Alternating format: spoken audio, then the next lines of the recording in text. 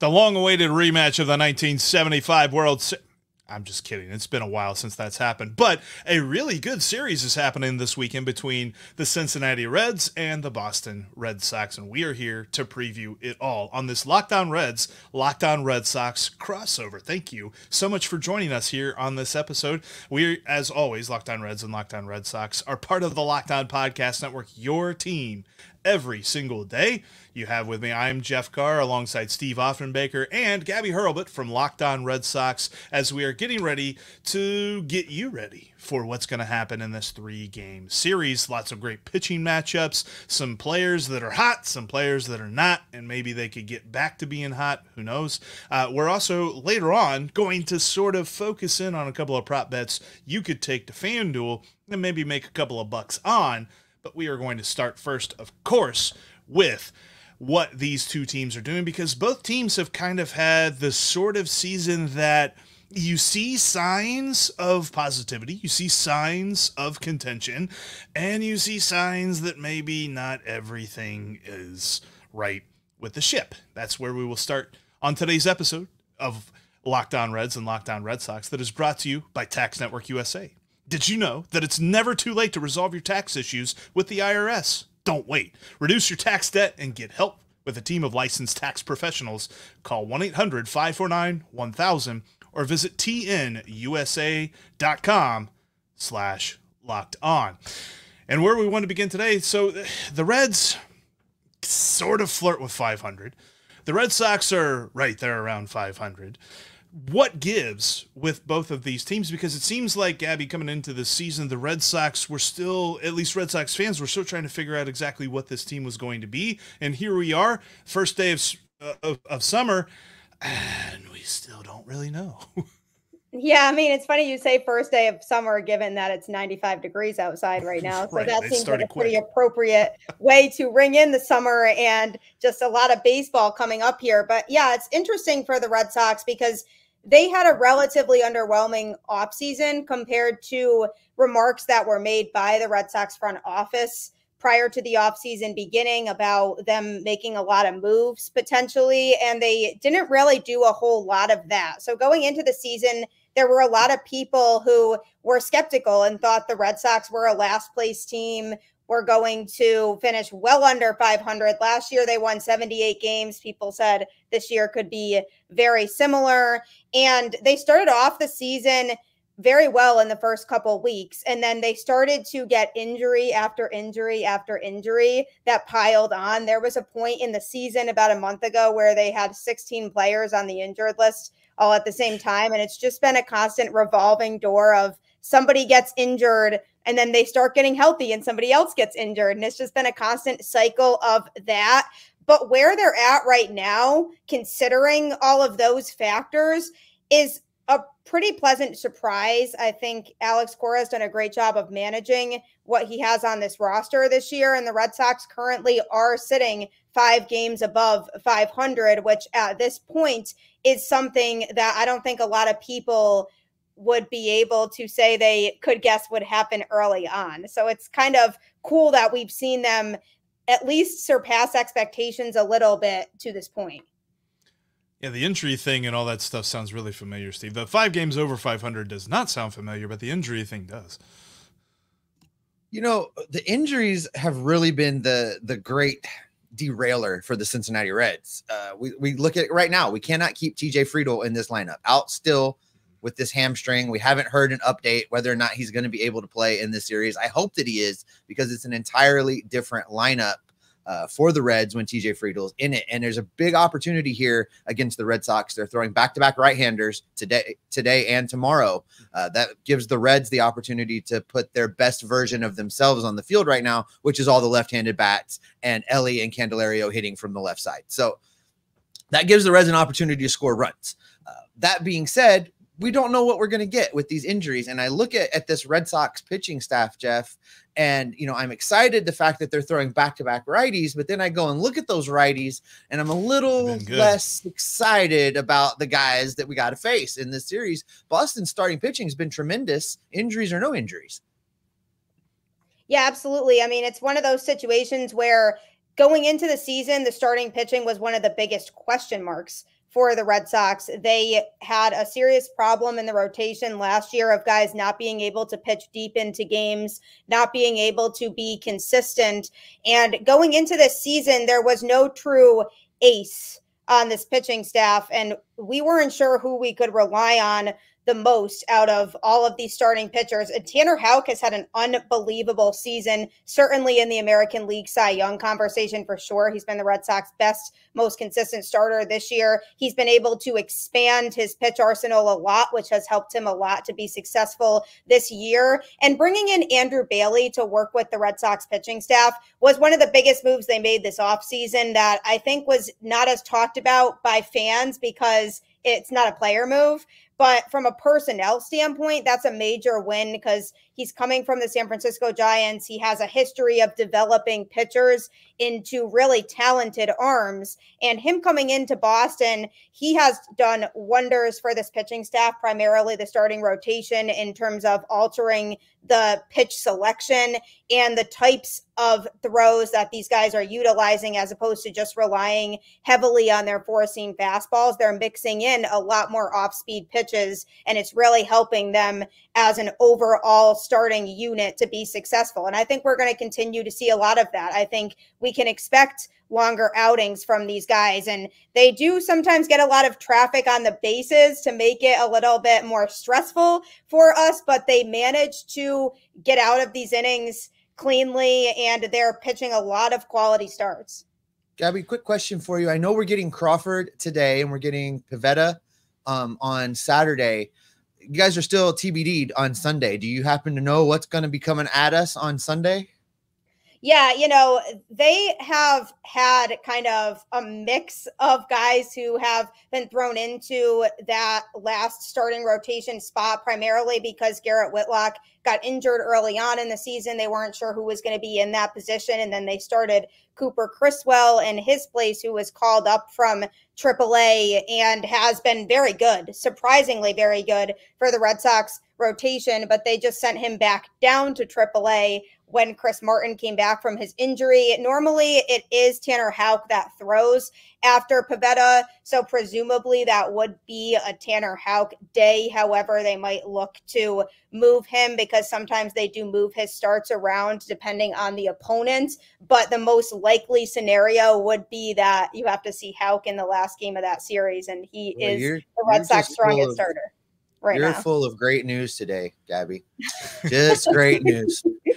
Because the Reds, I think, are TBD as well. I wonder if they're waiting to see, because I can't remember. Has it been 10 days since Graham Ashcraft has been down by Sunday? I think we're right about there. I think he's made 2 minor league starts, so that would be. Yeah, I know he's right. I know he made his start on Thursday night, so that's going to be interesting.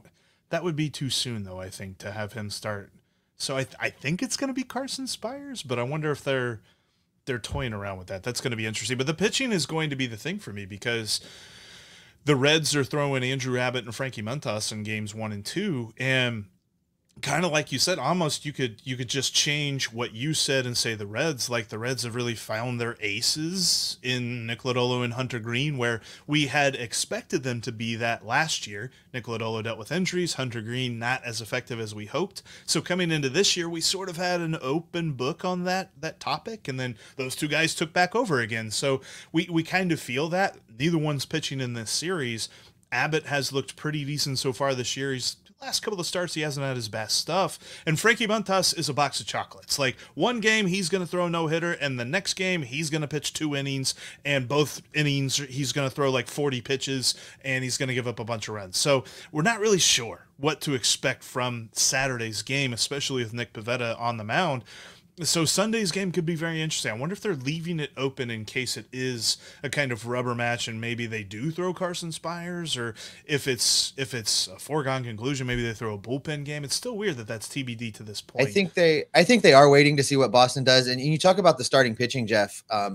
I like how the Reds rotation the guys tend to feed off of each other. And there's a really interesting streak going on right now that I would love to see both Abbott and Montas continue. And that is, in Lodolo's start and in Hunter Green's start, neither of them walked a batter. So consecutive 7 innings starts with no walks. for the starting pitching. I would like to see that trend continue because, we say around here, walks will haunt. And that is a big difference when you can keep the free passes to a minimum. So the fact that we've got this streak going, I would like to see the starting pitchers be able to continue it. It's probably not realistic that both guys are going to be able to do that. But, Abbott has struggled a little bit here recently. And I would like to see a really strong get right start from him where he comes out and looks like good Andrew Abbott versus laboring, powering through it Andrew Abbott. I would like to see that out of Andrew Abbott. And I think you're right, Montas, box of chocolates. That's pretty much, you never know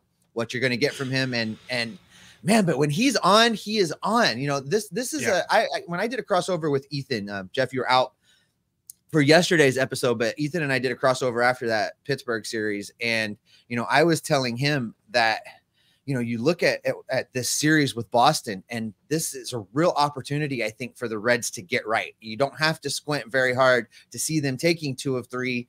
If Friedel's healthy, if the lineup is on. I like our odds on Friday and Saturday. Now that I'm hearing what's probably coming our way on Sunday doesn't sound as great to me, but I really feel like the Reds can use this series as an opportunity to get right before facing the Pirates again next week. Yeah, and I think that there are some guys that stand to break out, and a couple of guys that I'm worried about on the Red Sox lineup, but there is one guy in particular, and I'm just going to stand on the table and I'm going to keep saying that this dude's going to break out, and we're going to talk about him coming up next. You know that confidence boost that you get from having a great outfit on? I know that all the time. And it's not necessarily because I've got the most style, which, I do. Sorry, Steve. I win there. But it's because Stitch Fix helped me out. Stitch Fix is the website for you when you're looking to upgrade your wardrobe. Because quite frankly, until I heard of Stitch Fix, all my style was based on my team. That was what I wore, and a little bit of geeky stuff as well. But Stitch Fix is going to help you look nice, but also be comfortable at the same time. You got to check out Stitch Fix today by going to stitchfix.com/MLB, and you'll get $20 off. Again, that's stitchfix.com/MLB to get $20 off. My stylist always sends the right pieces for me, and they can help you upgrade your wardrobe too. Go to stitchfix.com/MLB. You'll get $20 off, and you're going to have that style that makes you feel as good as you look. Stitchfix.com/MLB. Must redeem within 7 days of sign up.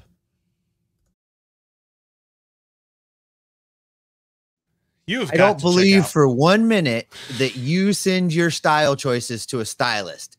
Hannah Carr might send your styling choices to your stylist, but you do not.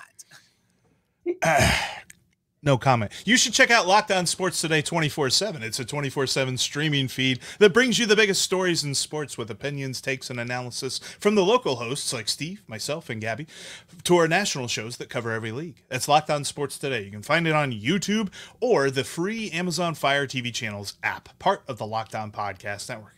Your team every single day. And for our everydayers out there, shout out for joining us here on this crossover of Locked On Reds and Locked On Red Sox. Make sure you check out the next episode of each of our podcasts as we'll be recapping this series and the big things that happened over the weekend. And yes, Steve, while my style is not necessarily very questionable, because quite frankly, it's either Reds or it's Marvel or it's Star Wars. That's what it is. But when it comes to this series, I'll tell you what I'm not questioning. And I've said it a bunch of times already this season, and he continues to show me that it's coming. Tyler Stephenson's going to go crazy this weekend. I really feel it, and I don't know why he got the off day in the series deciding game against the Pirates. But David Bell decided that he should sit on the bench and eat hot dogs and not do anything. So that's what he did. And well, maybe he did. I don't know. But that's because he's about to go off this weekend. He's coming back home. He's been hitting the ball hard. He's been hitting line drives hard. And I really feel like we are going to see that kind of a series where it's multiple hits in multiple games and maybe multiple RBIs in multiple games, because I really feel like he's had that profile of a guy that's just gotten so unlucky, but he's hitting so well. It's just finding gloves. And I think that is about to change. And I know we've said that. I know everydayers are probably tired of hearing me saying that Tyler Stevens is going to break out more, but he's only scratched the surface with what he's done He's going to get better. He's going to get better. The problem with Tyler is David Bell won't get out of his way. David Bell just needs to put him in the lineup and get out of his way. And that will allow Tyler Stephenson to take off. And I agree with you. He has just continues to show signs. And every time he gets in a groove, Bell sits him down, and then we kind of start the whole process over. But I agree with you. If he can get into these games, he's going to have himself a good series. But you know who's going to have a great series? You know who is going to electrify Great American Ballpark against these Boston Red Sox? It's one and only Elly De La Cruz. In the last 15 games, his slash line is 250, 354, 518. Narrow it down to his last week of play, 280, 400, 600. He's batting left-handed almost the entire series. He's going to put a ball out of right field. He's going to hit one into the river. It's coming. Elly is going to have a breakout, and it's going to right the ship around here, and we're going to close the gap on the wild cards. I think Elly is ready to go on a massive, massive heater. And Gabby, let me see if I can read your mind. Is it Ceddanne Rafaela? That is one of the options for sure. How did you know that? Because he's been hot. He's been really hot. How did you know that I was going to say that? Yeah, I mean, he's been fantastic. Early on in the season, he struggled a lot with his plate discipline, tons of swings and misses, and not exactly being willing to be patient at the plate. And that's something that the Red Sox have seriously emphasized wanting to work on with him as the season has gone on. And some sort of light switch went off in his head recently, and he's been lighting it up at the plate. Multiple games where he recently has gotten 3 hits, went 3 for 4 on Wednesday night, had 2 games where he had 3 hits against the Yankees last week, and then the Red Sox also placed the Phillies last week, and he was lighting it up in that series too. I mean, those are the 2 best teams in baseball that the Red Sox faced last week, and Rafaela just had those 2 teams nailed down to a T. He looks so much more confident at the plate now, and he's finding ways to utilize all parts of the ballpark, which I really like. He's willing to take his walks more now,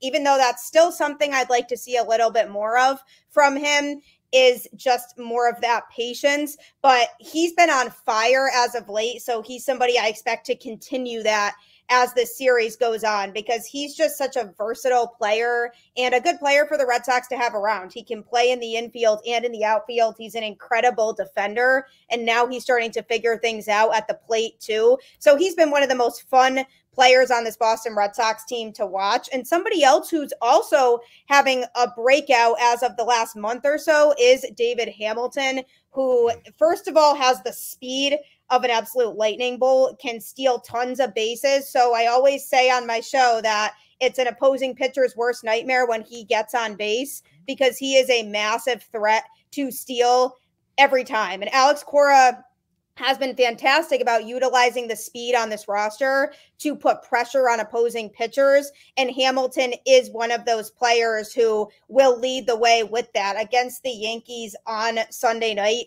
the Red Sox actually broke a franchise record for 9 stolen bases in a game, and Hamilton was leading the way with that. Jarren Duran is another speedster on the roster as well that you could look to utilize that speed on the base paths. And that's how the Red Sox are winning lots of games this year, is by that speed. And as of late, being able to utilize these guys who can turn singles into doubles more often than not and can put themselves into scoring position. Jarren Duran hits at the top of the lineup, is a great leadoff hitter, and I expect big things from him in the series as well. So those 3 primarily, who know how to play small ball, know how to find ways to get around those base paths very quickly, is something to look out for when it comes to rattling those Reds pitchers.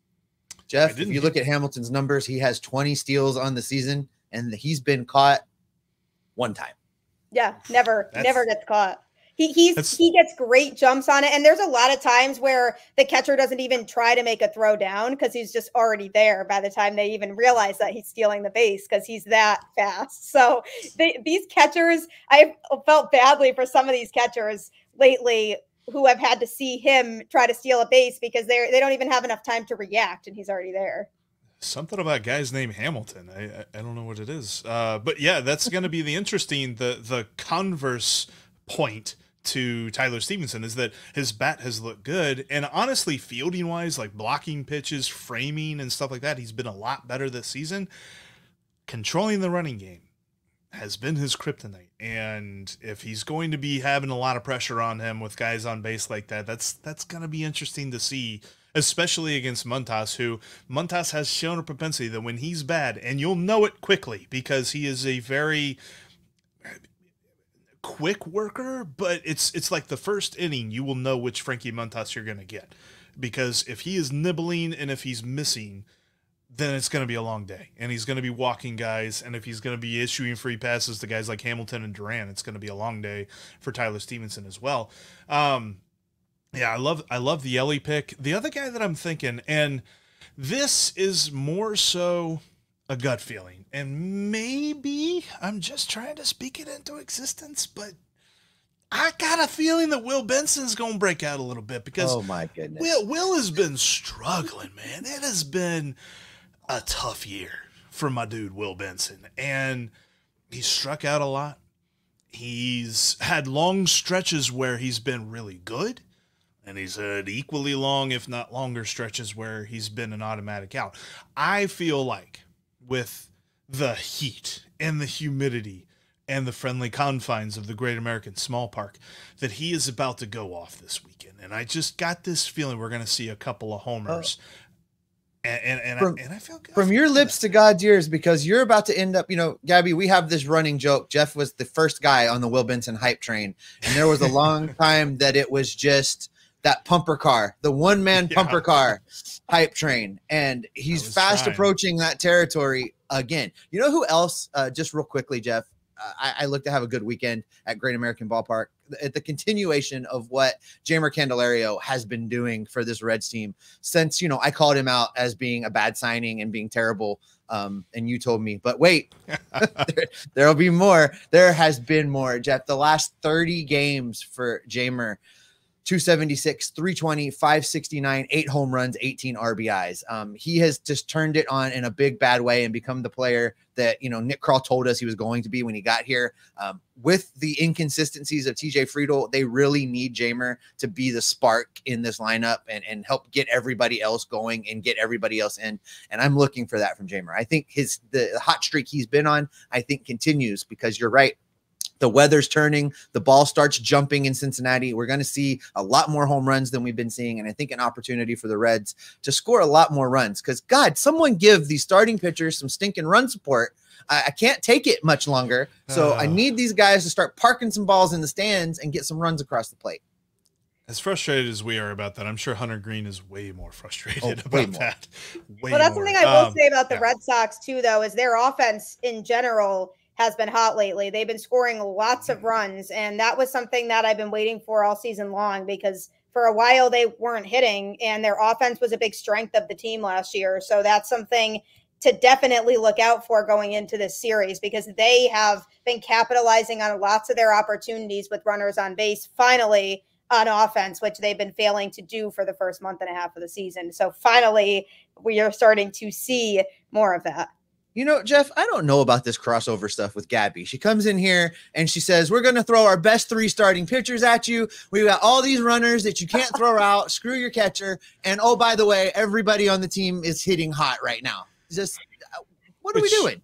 Which is a great setup for exactly what you can do to make a few bucks on this series. We're going to tell you what that is coming up next. When it comes to baseball, we pride ourselves on getting you the latest news, whether it's the offseason, the draft, spring training, the playoffs. It's year-round. You know what else is year-round? Collection season. Just because tax season is over doesn't mean the IRS will stop coming after you for your unfiled taxes. The IRS can garnish your wages, levy your bank accounts, and even seize your property. Don't let the IRS target you. Let the licensed professionals and tax experts at Tax Network USA go to bat for you. I know. I filed my taxes multiple different ways over the years, and Tax Network USA helps simplify it all for me, and they can do that for you as well. With over 14 years of experience and an A+ rating with the Better Business Bureau, Tax Network USA has saved their clients over $1 billion in tax debt. Whether you owe taxes, have complicated matters that require tax planning, or finally hit that parlay this season and need help correctly filing, call 1-800-549-1000 or visit tnusa.com/lockedon. For more information, check out the link in the episode description below.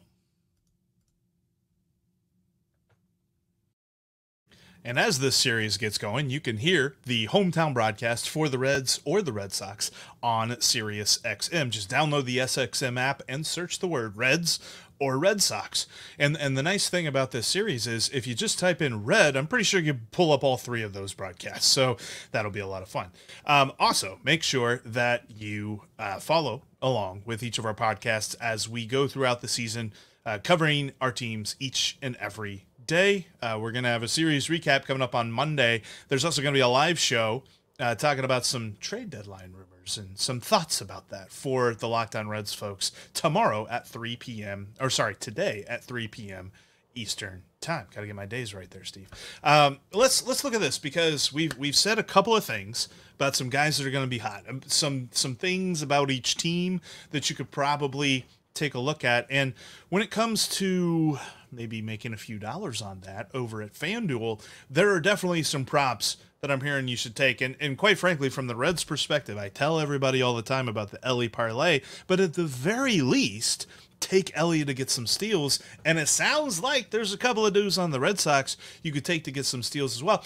I'll be interested because I don't necessarily know, Gabby, when it comes to like controlling the run game, how have the Red Sox been this year at doing that? Yeah, Connor Wong has been fantastic behind the plate. That's his strength, is throwing guys out.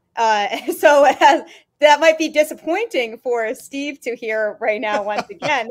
That certainly is a strength of his. The Red Sox are one of those teams who are very much keeping a watchful eye on people trying to steal bases. The more concern isn't necessarily about throwing the ball down. It's, are they able to cleanly field the ball when those balls are being thrown down to them? Because the shortstop and second base positions have been a question mark defensively ever since Trevor Story went down. He kept that infield defense intact, and the defense is something that has significantly held the Red Sox back this year from an infield standpoint. So they are not always able to cleanly field balls being thrown down to them by Connor Wong. So that to me is a bigger question mark than him behind the dish. So the Red Sox have been pretty good overall with that, but they have made some mistakes that they shouldn't be making to allow guys to get to second base and then even to third if they try to get too aggressive with throwing the ball down to third, and then somebody ends up adding another base to the mix because somebody got sloppy in the infield. So they do get a little too greedy in the infield sometimes when trying to make those types of throws. So that's something that I very much am concerned about with this Red Sox team right now. But with the athleticism they have on their own roster, they definitely are very aware of how to take advantage of other players trying to steal bases. Jeff, Connor, this catcher, 2% better than league average in throwing out runners for Connor Wong. His slash line is ridiculous. 332, 395, 455 from the catcher position. I'm done. I'm done with Red Sox crossovers.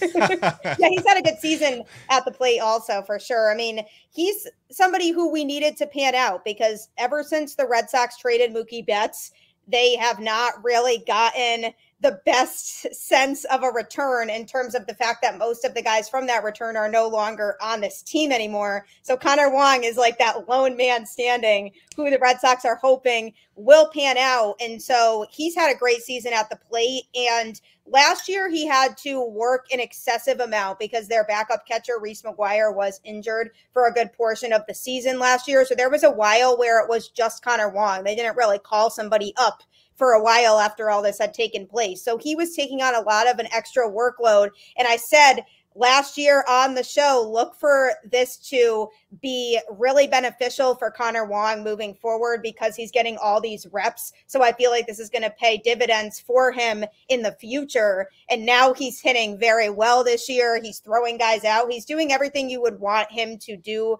as a catcher.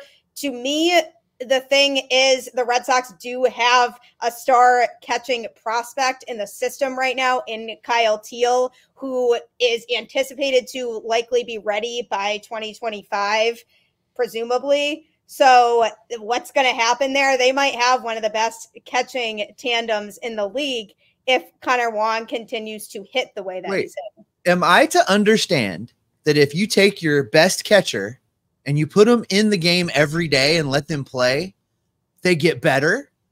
Jeff, is this even legal? I don't think we know what that means. Play Tyler Stephenson every day? Could someone send this to David Bell? Email, clip this, snip this, send it over. Let's get Tyler Stephenson in there and get him the reps that he needs. Let's do it. I definitely think that would help. I mean, it's clear that there are certain starting pitchers that prefer certain catchers, and that's how they make their decision. But man, like, Luke Maile has not been the same this year. Like, defensively, I think he's still the same guy, but at the plate, he has been hard to watch. And I don't necessarily know how that's going to get much better. And I don't necessarily know that the Reds want to give it a lot of time to get much better. But yeah, I mean, he's a backup catcher. That's who he is. And they should treat him like that, not catcher 1B. It feels like they treat him like catcher 1B. And that's kind of a frustrating thing. But so what I'm hearing is, smash the steal props when it comes to the Red Sox. Probably look at Ellie. Maybe. Oh, the Ellie parlay is an absolute must. On the Ellie parlay, at least for Friday and Saturday with him batting left-handed. And for Red Sox fans, for Red Sox fans checking this out, you could probably make a few bucks on this as well. Ellie parlay is Ellie to get a steal, at least one steal. Ellie to get at least one run scored, and Ellie to get 2 or more total bases. Not 2 or more hits, but 2 or more total bases. And there have been multiple times where he's paid that parlay off in one trip to the plate, where he hits a double, steals third, and scores. And then, bam, you've got your parlay done in the manner of just minutes. So that's going to be an interesting one to hit this weekend. The other one that I'm looking... sounds a lot like Jarren Duran. Yeah, there you go. And Duran leading off. And I remember seeing his speed last year whenever the Reds were in Fenway. Between his speed and then a guy that we haven't mentioned, like, kudos to us for going 30 minutes without mentioning Rafael Devers. Is Devers ready to go this series? Is he going to be all right? Okay. Yeah, no, he did face a portion of the season where he was injured and wasn't playing. Okay. And that was seriously detrimental to this Red Sox lineup because, I mean, it's Devers. I mean, he just got this massive contract extension. He is the face of the franchise, and he certainly is playing like it. I mean, he comes through when the Red Sox need somebody to get a big hit at the plate, and he still very much is the heart of the Red Sox lineup. It's just great that he has more support around him in the Red Sox lineup now than it appeared like it would be, because he has other players who are setting him up to succeed when he comes up to bat. And so he's still Rafael Devers. I mean, he's still hitting really well. He's still crushing baseballs when he hits home runs. I mean, you can't even really see the ball where it goes because he just absolutely smashes it. But if you're looking for a Red Sox player to feel confident in taking to hit at least one home run in the series, I would say Tyler O'Neill, because he's just been mashing home runs ever since coming back from the injured list. Hit quite a few home runs in the series in Toronto, which is really fitting for him being a native Canadian. He just loves going into Toronto. So he's a home run hitter. I mean, that's what he does. He hits for power. He's somebody who the Red Sox brought here primarily for his outfield defense, but because they needed more power in the lineup, because they didn't have a lot of guys who could hit home runs consistently. And that's a lot of what Tyler O'Neill does, is he'll have his fair share of strikeouts, maybe walks, and not a lot of, lighter contact, but he does smash home runs. And that's what he's done best this year for this Boston Red Sox team. So that's something that I'm looking at more to see more of this weekend, is likely at least one home run from him in the series. Jeff, it's been fun having Gabby here bring us all this good news about the Boston Red Sox. So I have the perfect note for us to kind of wrap this up on, especially for the Red Sox fans joining us today.